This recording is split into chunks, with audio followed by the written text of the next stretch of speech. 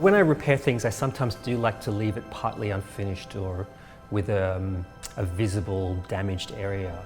I think this kind of speaks to the history of the object, and it also maybe adds a little bit of a provocation about how we should value the damaged and the broken.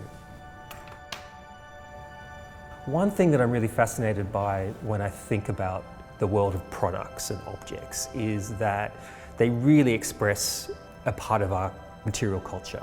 One of the problems we could say with recycling, which is a kind of a destructive process where an object with a history, with a material culture is broken down and then transformed into something entirely new, is we lose that value, we lose that connection to its origin, it's the way it was designed and how it was used. When you think about something like repair or reuse, where you conserve some of that history and material of the object, I think we can actually kind of enrich in our culture.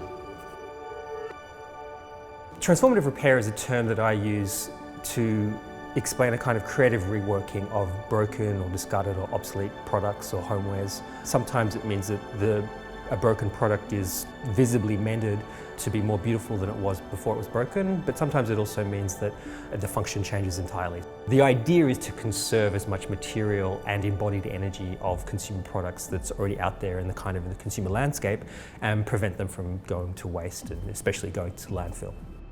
I think repair is not as present in our everyday activity as it used to be.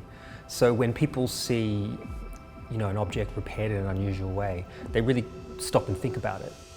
It certainly seems that we have a fetish for the new, and it's a natural tendency to want to improve our lives with new products and services. But I think a lot of the newness is constructed through marketing and advertising, and isn't a really valuable newness. You've got to be critical about that and kind of appraise it. But I think what's interesting about transformative repair and reuse is that you can bring newness into an older object. Once consumers are able to have viable repair services for their products, then we're also going to see a drop in consumerism.